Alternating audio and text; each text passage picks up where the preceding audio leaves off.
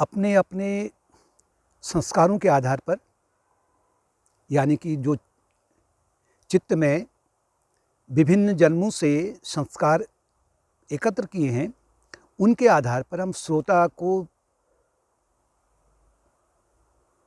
चार प्रकार से तो उनको धनात्मक रूप से बांटते हैं और चार उनको ऋणात्मक रूप से बांटते हैं।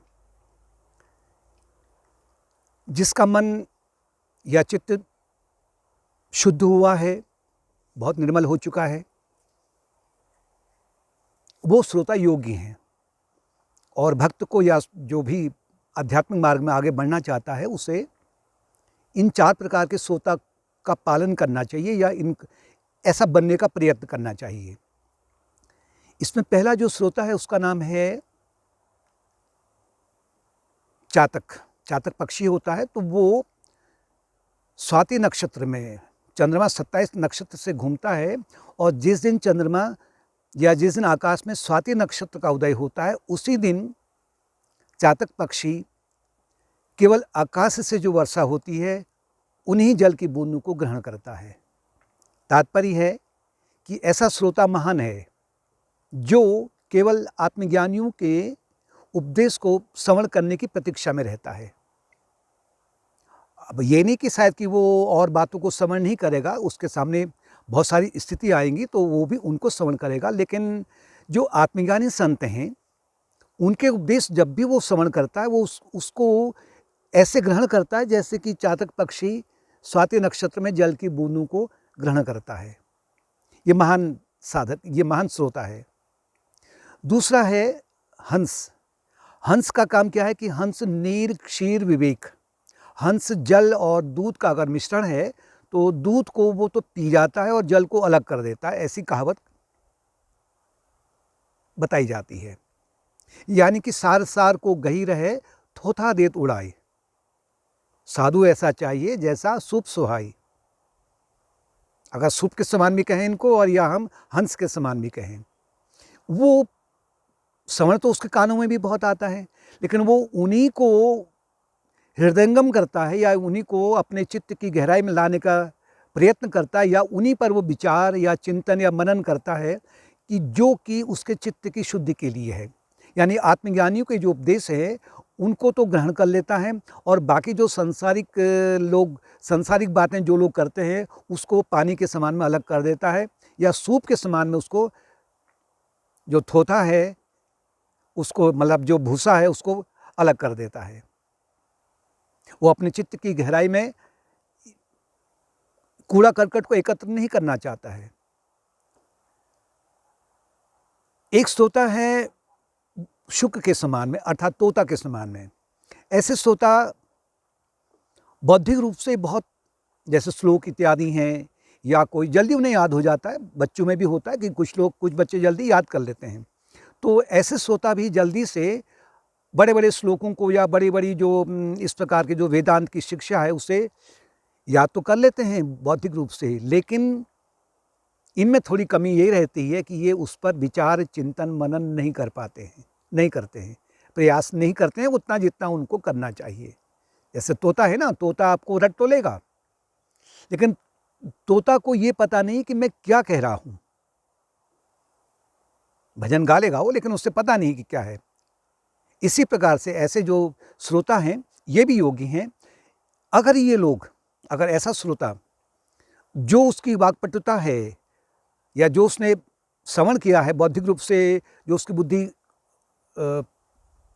जिसे कुशाग्र भी कह सकते हैं, अगर वो उस पर भी थोड़ा सा अगर मनन भी कर ले, थोड़ा चिंतन कर ले, थोड़ा विचार कर ले और सत्संग में और भी ज़्यादा उसका सेवन करे, तो ये भी श्रोता एक महान भक्त या योगी बन जाता है। चौथा है मीन, अर्थात जो मछली के समान है। जैसे मछली जल में ही रहती है और जल में मगन रहती है, इसी प्रकार से बहुत सारे श्रोता वो भक्तिमयी भाव में, अर्थात जो दैवी गुण है वो उन्हीं पर मगन रहते हैं। जो श्रवण किया है उसने, जो चित्त शुद्धि के लिए जो श्रवण किया है, चाहे वो ध्यान योग के माध्यम से हो, ज्ञान योग के माध्यम से हो, भक्ति योग के माध्यम से हो या कर्मयोग हो, इन्हीं पर वो इतना उसका चित्त इतना मगन रहता है जैसे कि उसका मन मछली के समान में उस भाव में डूबा हुआ है। ये तो श्रेष्ठ सोता है। लेकिन थोड़े जिसका ये तो हैं जिनका चित्त सत्वगुणों की ओर बढ़ रहा है और सत्वगुण बहुत ज़्यादा उनमें प्रभावित है। अब कुछ हैं कि जिनमें अभी सत्वगुण की मात्रा बहुत कम है और उनमें उनके मन में अभी रजोगुण और तमोगुण की मात्रा अधिक है, अर्थात वो डोमिनेट है। इसमें जो पहला है, ये श्रोता योग्य नहीं है।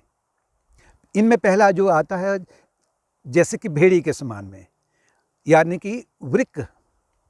भेड़िया क्या करता है कि वो एक प्रकार से जहाँ भी होगा, जो अगर कहीं कुछ अगर पशु वगैरह होंगे तो वहाँ जाके उसका अपना माहौल बिगाड़ देता है। वो झुंड में आता है, झुंड में आते हैं और वो वहाँ का माहौल बिगाड़ देते हैं।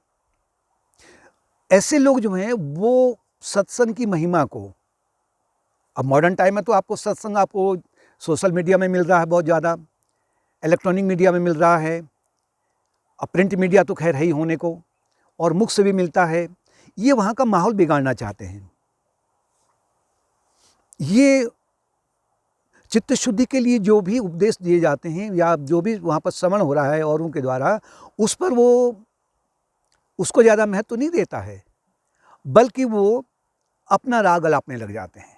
नहीं, ये संप्रदाय गलत है, उस संप्रदाय में चले जाओ, वो संप्रदाय गलत है, वहाँ चले जाओ। तो वो एक तरफ से बिल्कुल वो माहौल को ध्वस्त कर देते हैं। ये श्रोता योग्य नहीं है। एक श्रोता होता है भुरुंड के समान में, या जिसे कौवा कहते हैं। कौवा नहीं कि कौवा बड़े उत्साह में रहता है, उसकी जो है सैकड़ों फ्लाइट होती हैं, वो ऐसी ऐसी उड़ानें भरता है कि कोई और पक्षी इतनी उड़ानें नहीं भरता है। बल्कि एक बार तो कौवे ने हंस को भी चैलेंज कर दिया, मैं 99 फ्लाइट जानता हूँ, तुम एक ही जानते हो। ये लोग वेदांत की वाणी को नहीं अपना करके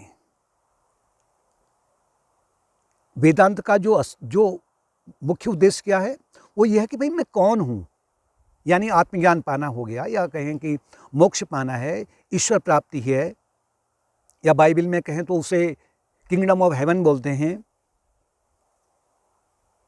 या बुद्धिज्म में कहेंगे तो हम शून्य कहते हैं, निर्वाण बोलते हैं।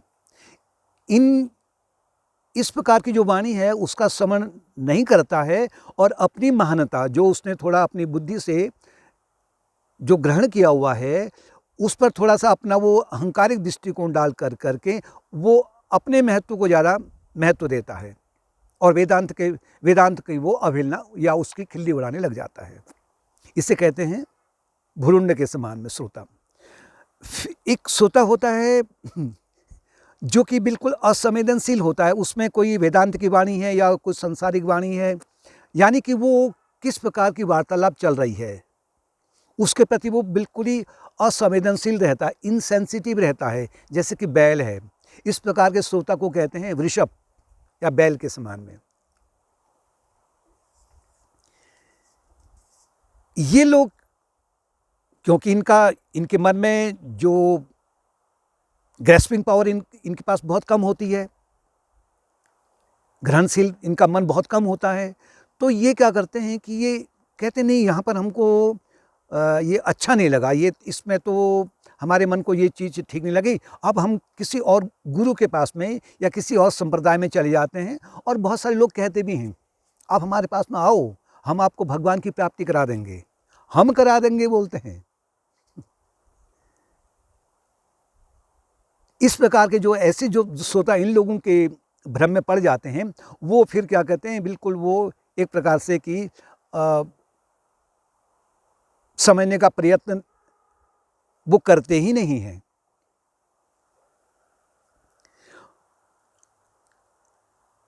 या फिर कभी सुनने में आता है कि उसने एक धर्म छोड़ा फिर दूसरे धर्म में आया, वहाँ भी उसको पता लगा कि यहाँ भी ठीक नहीं है, तीसरे धर्म में आ गया, यहाँ ही पता नहीं है, यहाँ भी ठीक नहीं है, अगले में आ गया। इस प्रकार से ये लोग बैल के समान में श्रोता वास्तव में योग्य नहीं है। अगर आपने प्यास बुझानी है और कुआं खोदना है तो जगह जगह 1-1, 2-2 फीट कुआं क्यों खोदो? एक ही जगह खोदो, और वहीं अगर तुम गहराई में खोदोगे तो वहीं से जल निकलेगा और प्यास बुझेगी, आत्मज्ञान की प्यास बुझ जाएगी। एक श्रोता होता है अभी ऊंट के समान में, उष्ट बुद्धि, उष्ट श्रोता। ये होते हैं बिल्कुल विपरीत बुद्धि वाले होते हैं, जहाँ की विपरीत उपदेश आपको सुनने को मिलेंगे, या कहीं किसी का अपमान हो रहा है, किसी धर्म का अपमान हो रहा है, संप्रदाय का अपमान हो रहा है, किसी अब उसमें अगर कहें कि जो ये संत महात्मा जो आत्मज्ञानी संत हैं, इनके अपमान को सुनने में वो बिल्कुल लालायित रहते हैं। क्योंकि ऊँट की आदत क्या है? ऊँट की आदत है वो रसीली पत्तियों को और घास को छोड़ करके कांटों को चबाता है, नीम की पत्ती चबाता है, उसे कड़वाहट पसंद है। वो अपने मन के भीतर में, चित्त की गहराई में, वो निरंतर वो कड़वाहट को एकत्र करने के लिए ही श्रवण करता है, क्योंकि वो एक और तो संतों का अपमान करता है, उनकी बुराई करता है, और अपना राग अलापता है। ऊँट चबाता है ना, राग अलापता है वो, और उसका मन हिंसक विचारों से भी भरा रहता है, क्योंकि वो अपने पीठ का जो कुबड़ है उसे हटाना नहीं चाहता है। ऊँट के पीठ में क्या होता है? कुबड़ होता है, उसमें बैठने में बहुत बहुत कठिनाई होती है। इसी प्रकार से ऐसे जो श्रोता हैं वो अपने राजसी और तामसी अहंकार को दूर करने का प्रयत्न नहीं करते हैं। तो इनके आगे एक प्रकार से समझो कि भैंस के आगे बीन बजाना, या वृषभ